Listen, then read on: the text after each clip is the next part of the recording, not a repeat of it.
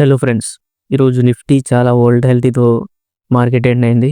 Starting 25,900 దగ్గర opening జరిగి అక్కడి నుంచి డైరెక్ట్ ఫాల్ జరిగింది 25,800 వరకు. అండ్ 900 వరకు వచ్చినాక ఇంకా డైరెక్ట్ బ్రేక్ డౌన్ ఇచ్చేసింది అక్కడ. డైరెక్ట్ బ్రేక్ డౌన్ వల్ల అండ్ మంచి స్పైక్ కిందికి ఒక బేరిష్ క్యాండిల్ వల్ల అది ఇంకా మార్కెట్ కిందికి రావడానికి ట్రై చేసింది 25,700 వరకు. కానీ మార్నింగ్ ఎక్కడంటే 26,000 దగ్గర 26,100 అండ్ 25,900 దగ్గర కూడా స్ట్రాంగ్ రెసిస్టెన్స్ వల్ల మార్కెట్ ఇక్కడ 25,900 దగ్గర నుంచి క్రాష్ అయింది 25,700 వరకు.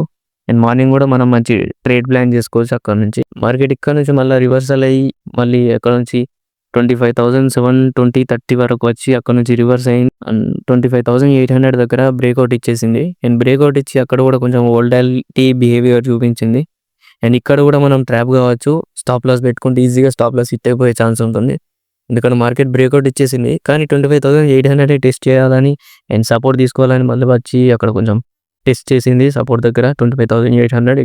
అండ్ ఇక్కడ సపోర్ట్ తీసుకొని మళ్ళీ ర్యాలీ అయింది. ఎందుకంటే 25,700, 600 ఇక్కడ సపోర్ట్ జోన్స్ ఉన్నాయి. ఎందుకంటే మార్కెట్ 3 సీరియల్ డేస్లో మంచి క్రాష్ చూపించింది కాబట్టి అండ్ కొంచెం రివర్సల్ అయ్యే ఛాన్స్ ఉంది.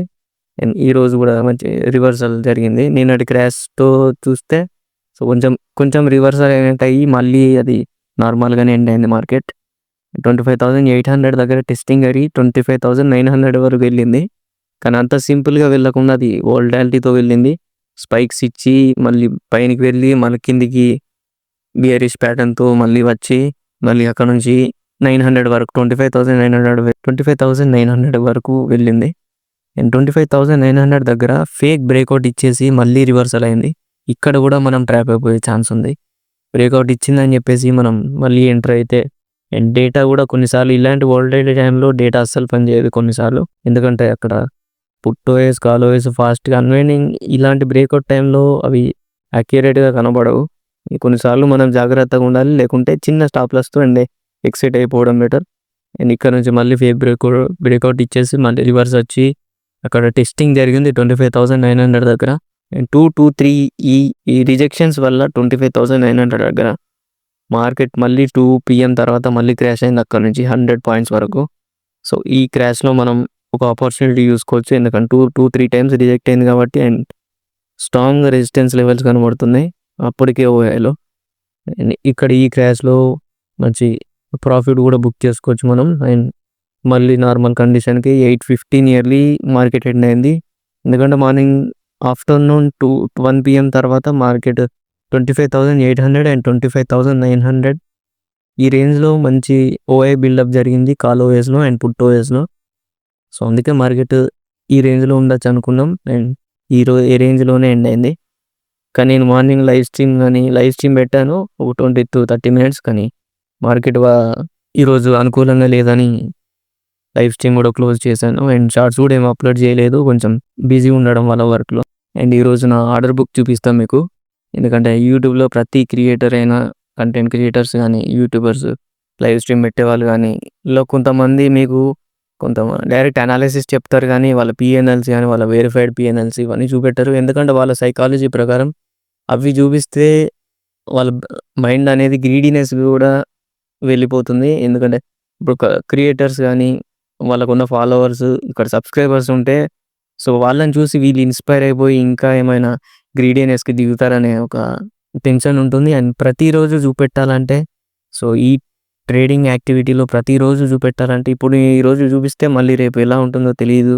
మళ్ళీ లాస్ అయిపోతే సబ్స్క్రైబర్స్కి చెప్పాలి, వాళ్ళకి ఏం ఎక్స్ప్లెయిన్ చేయాలి, అది ఇది అని చెప్పేసి రీజన్స్ ఉంటాయి.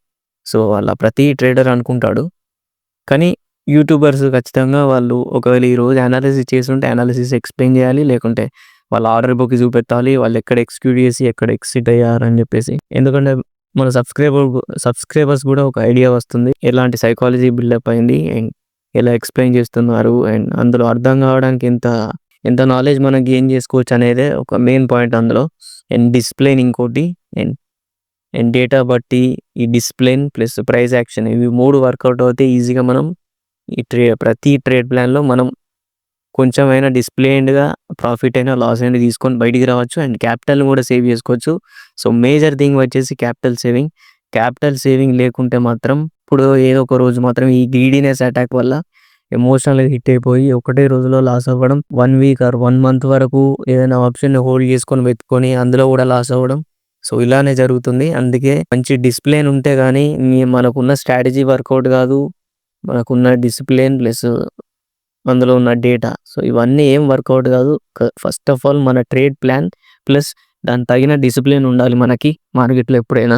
ఈ రోజు నా ఆర్డర్ బుక్ చూస్తే అండ్ 1 పీఎంకి నేను ఎగ్జిక్యూట్ చేశాను. ఎక్కడ 50 నెక్స్ట్ ఎక్స్‌పైరీ రోజు అండ్ 26,150 కాల్ ఆప్షన్ ఇది 16th డిసెంబర్.